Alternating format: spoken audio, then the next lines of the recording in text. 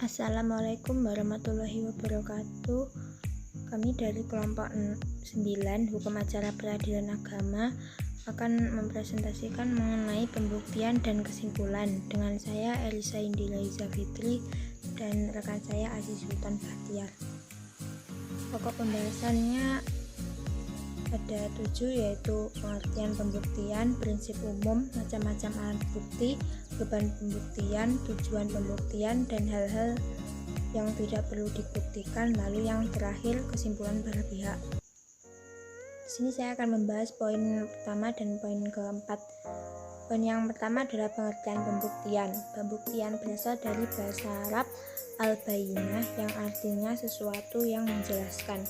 Secara terminologis, pembuktian berarti memberikan keterangan dengan dalil hingga meyakinkan.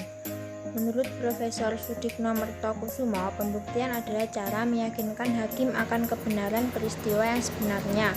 Karena kebenaran peristiwa inilah yang akan menjadi dasar bagi hakim dalam memeriksa perkara yang bersangkutan guna memberi kepastian tentang kebenaran peristiwa yang diajukan.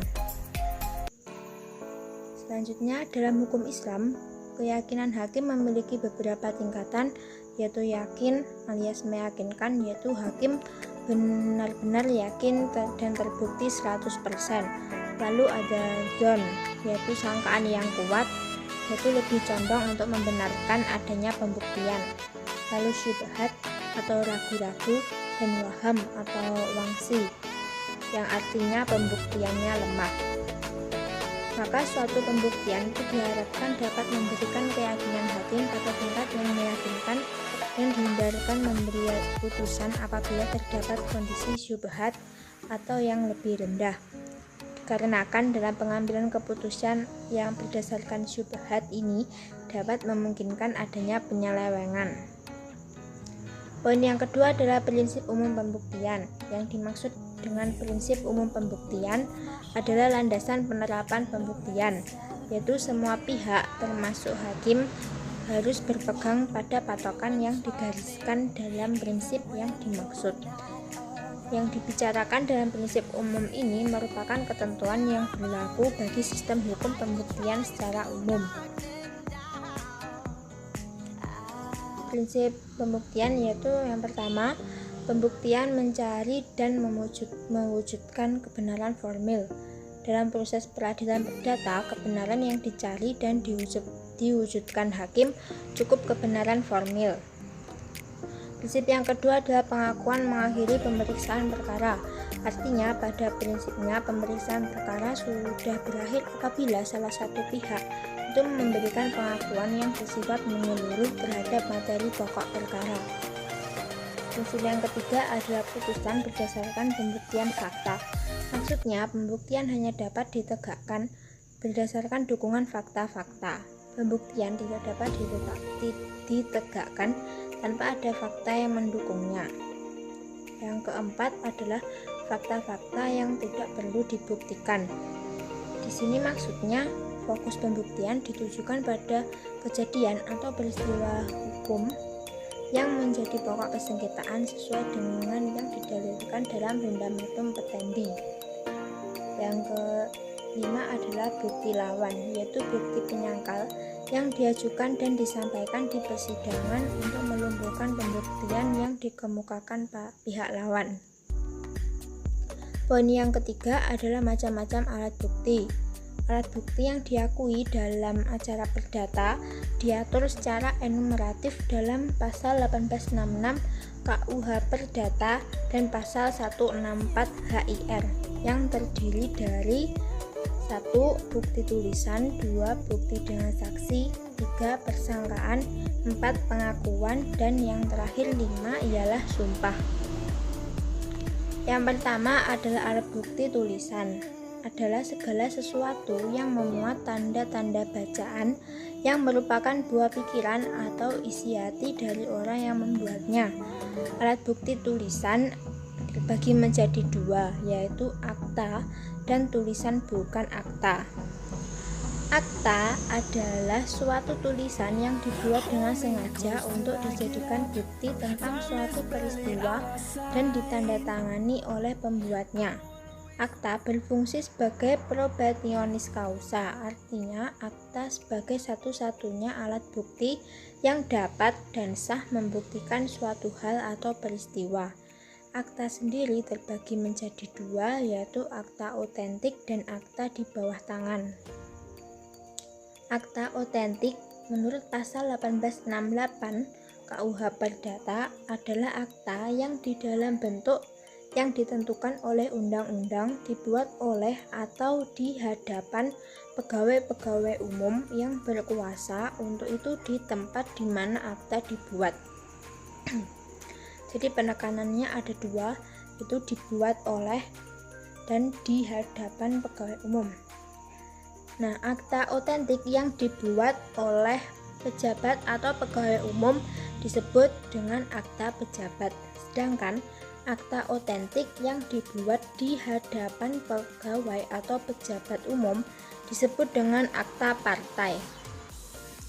Selanjutnya, akta di bawah tangan, yaitu akta yang sengaja dibuat untuk pembuktian oleh para pihak tanpa bantuan pejabat umum, misalnya adalah kwitansi. Selanjutnya adalah bukti dengan saksi, yaitu pembuktian dengan saksi lazim disebut dengan kesaksian. Pada prinsipnya, alat bukti saksi menjangkau semua bidang dan jenis sengketa perdata, kecuali apabila undang-undang itu sendiri menentukan sengketa hanya dapat dibuktikan dengan akta atau alat bukti tertulis, barulah alat bukti saksi tidak dapat diterapkan. Nah, orang yang tidak dapat didengar sebagai saksi adalah keluarga, saudara, dan semenda dari salah satu pihak. Yang kedua adalah suami istri dari salah satu pihak meskipun sudah bercerai. Lalu yang ketiga adalah anak-anak yang belum berusia 15 tahun. Dan yang terakhir adalah orang gila meskipun kadang-kadang ingatannya terang atau sehat. Selanjutnya adalah persangkaan, adalah kesimpulan yang ditarik dari suatu peristiwa yang dianggap terbukti atau peristiwa yang dikenal ke arah suatu peristiwa yang belum terbukti.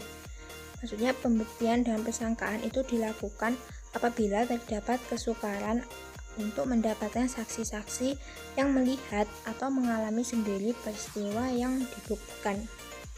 Persangkaan itu dibedakan menjadi dua, yaitu persangkaan atas dasar kenyataan dan persangkaan atas dasar hukum atau undang-undang. Selanjutnya adalah pengakuan, yaitu suatu keterangan yang diberikan oleh salah satu pihak dalam perkara, baik secara lisan maupun tertulis, yang bersifat membenarkan peristiwa, hak, hubungan hukum yang dikemukakan atau didalilkan oleh pihak lain.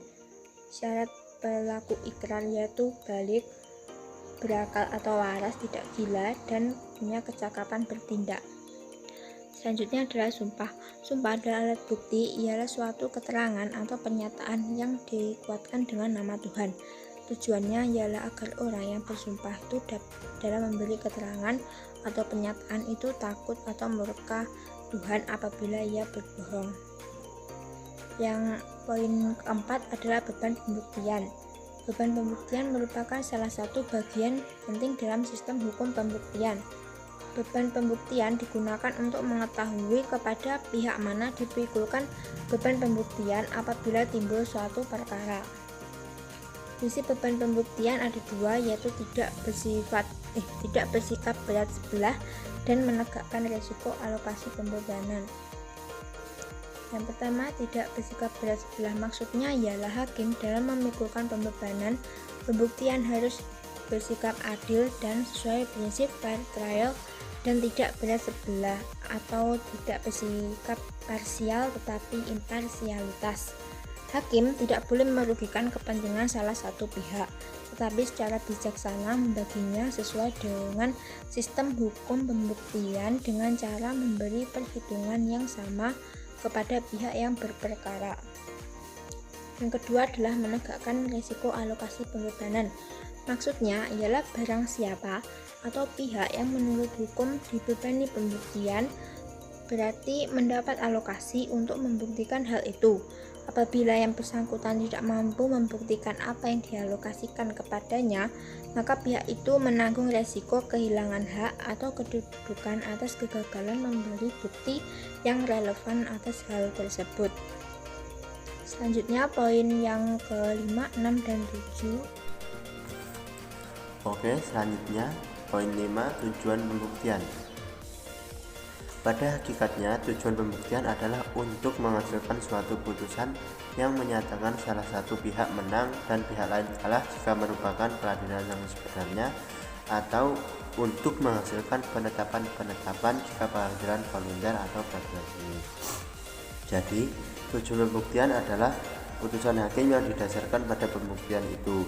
Segi yang kalah dalam perkara perdata tentunya secara formal yuridis menjadi pihak yang merugi atau menjadi pihak yang dikenakan. Sama halnya jika terdakwa dalam perkara pidana bebas akan dijatuhi sanksi pidana. Sehubungan dengan hal tersebut, apakah awal dari kejadian itu merupakan akibat dari perbuatan hukum yang abadi? Dengan perkataan lain, apakah perbuatan yang dilakukan dengan hukuman yang diterimanya merupakan suatu hubungan sebab akibat? Mengenai masalah ini, Hans Kelsen mengemukakan salah satu teori yang terkenal sebagai teori Kelsen's theories atau teori pertanggungjawaban. Sebagai tujuan akhir dari pembuktian itu tentu saja sejalan dengan tujuan dari hukum pada umumnya. Di sini kita harus ingat lagi bahwa hukum pembuktian hanya subsistem dari sistem hukum secara keseluruhan. Apakah tujuan hukum itu? Tujuan hukum adalah Gerechtigkeit atau keadilan, Zurechtsmäßigkeit kemanfaatan, dan Rechtssicherheit atau kepastian hukum. Khususnya hukum acara perdata, tujuan pembuktian di dalamnya untuk menyelesaikan persengketaan antara pihak yang berperkara.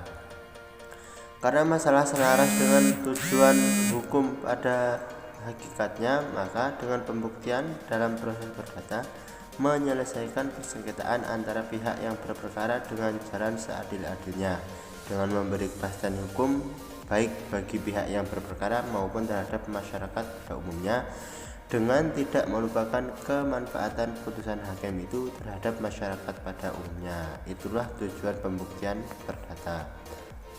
Selanjutnya poin 6, hal-hal yang tidak perlu dibuktikan. Yang pertama, peristiwa yang memang dianggap tidak perlu diketahui, diantaranya tergugat mengakui gugatan. Yang kedua, telah dilakukan sumpah decissoire. Apa itu sumpah decissoire? Sumpah decissoire adalah sumpah pemutus. Terus yang ketiga, reverte, menyerahkan segala kepada kebijaksanaan hakim. Jadi sudah pasrah terhadap keputusan hakim.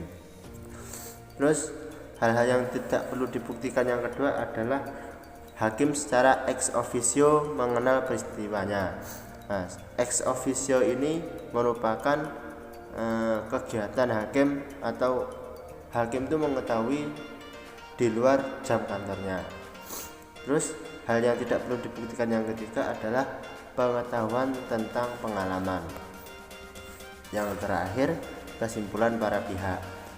Kesimpulan dibuat oleh para pihak setelah pembuktian yang merupakan suatu uraian mengenai hasil sidang, yaitu penjabaran dari dalil-dalil yang disampaikan pada para pihak dalam jawab-menjawab dikaitkan dengan alat bukti. Isi pokok dari kesimpulan adalah hal-hal yang menguntungkan para pihak sendiri. Ya, itu tadi presentasi dari kami. Banyak kurangnya kami mohon maaf. Apabila ada yang ditanyakan nanti bisa kita diskusikan pada WA group atau via media lain. Dari kami kurangnya kami mohon maaf. Akhiran wassalamualaikum warahmatullahi wabarakatuh.